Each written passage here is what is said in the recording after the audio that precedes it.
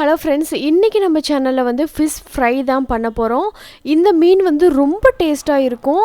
இந்த மீன் வந்து எப்படி பண்ணுறதுன்னு பார்க்கலாம். இந்த மீன் வந்து கிழங்கா மீன். நீங்கள் கடையில் வாங்கும்போது வந்து சின்ன சின்ன மீனாக வாங்க வேண்டாம், பெரிய மீனாக வாங்கி துண்டு துண்டுகளாக வெட்டி வாங்கிக்கோங்க. அந்த மாதிரி மீன் தான் வந்து ஃப்ரை பண்ணுறதுக்கு ரொம்ப நல்லாயிருக்கும்.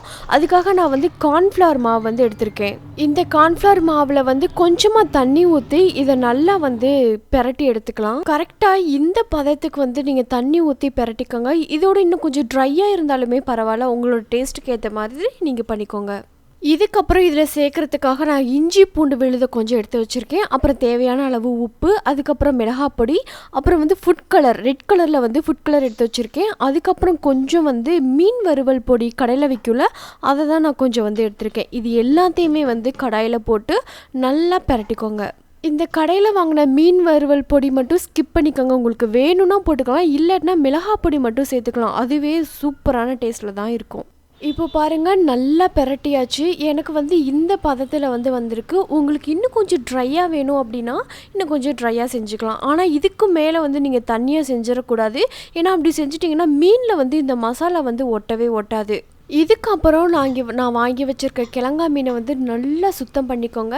உப்பு போட்டு நல்லா அலசுங்க. அதில் இருக்க டஸ்ட்டு எல்லாமே போயிடும். உப்பு போட்டு அலசுனா அது மாதிரி அலசி வச்சுக்கோங்க. அதுக்கப்புறம் வந்து நம்ம அலசி வச்சுருக்க இந்த மீனை வந்து நல்லா வடிச்சிருங்க. சுத்தமாக தண்ணி இல்லாத அளவுக்கு நல்லா வடிச்சிட்டு நம்ம கலக்கி வச்சுருக்க மசாலா இருக்குல்ல, அதில் பெரட்டி அதே கடாயிலேயே ஒரு ஓரமாக வச்சுருங்க. எல்லாமே ஒரே டயத்தில் பெரட்டி அப்படி வச்சுருங்க.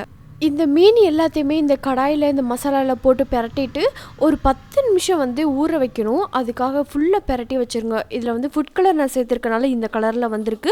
உங்களுக்கு ஃபுட் கலர் வேணாம் அப்படின்னா அதையும் வந்து நீங்கள் ஸ்கிப் பண்ணிக்கலாம். இப்போ இந்த மீன் எல்லாத்தையுமே வந்து இந்த மசாலாவில் போட்டு நல்லா பெரட்டியாச்சு. பெரட்டினதுக்கப்புறம் ஒரு 10 நிமிஷமாச்சும் நீங்கள் நல்லா ஊற வச்சாதான் அந்த சாறு அந்த பொடியெலாம் இருக்குல்ல, அதெல்லாம் அந்த மீனுக்குள்ளே வந்து சாரும். அதற்காக வந்து 10 நிமிஷம் வச்சு வெயிட் பண்ணுங்கள்.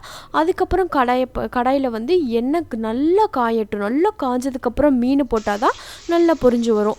நல்லா காஞ்சதுக்கப்புறம் மீனை போட்டாச்சு. மீனும் நல்லா பொரிய ஆரம்பிச்சிருச்சு.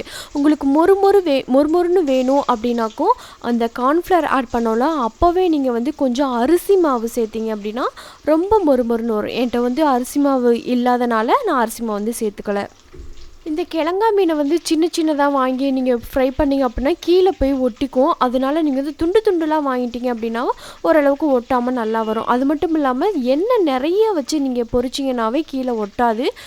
எண்ணெய் கம்மியாக இருந்தது அப்படின்னாக்கும் கடாயில் வந்து கீழே ஒட்டிக்கும். இந்த கிழங்கா மீன் வந்து ரொம்ப டேஸ்ட்டாக இருக்கும். ரசம் சாப்பாட்டுக்கு வந்து இந்த கிழங்கா மீன் ஃப்ரை பண்ணி சாப்பிட்டு பாருங்கள், சைடிஷாக சாப்பிட்டு பாருங்கள், சூப்பராக இருக்கும்.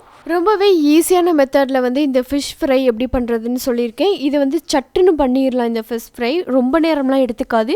இந்த வீடியோ வந்து உங்களுக்கு ரொம்பவே யூஸ்ஃபுல்லாக இருக்கும் அப்படின்னு நான் நினைக்கிறேன். இந்த வீடியோ உங்களுக்கு பிடிச்சிருந்தது அப்படின்னா சப்ஸ்கிரைப் பண்ணுங்கள், லைக் பண்ணுங்கள், ஷேர் பண்ணுங்கள், அப்புறம் கமெண்ட்டும் பண்ணுங்கள். உங்களோட கமெண்ட் வந்து எனக்கு ரொம்பவே யூஸ்ஃபுல்லாக இருக்கும்.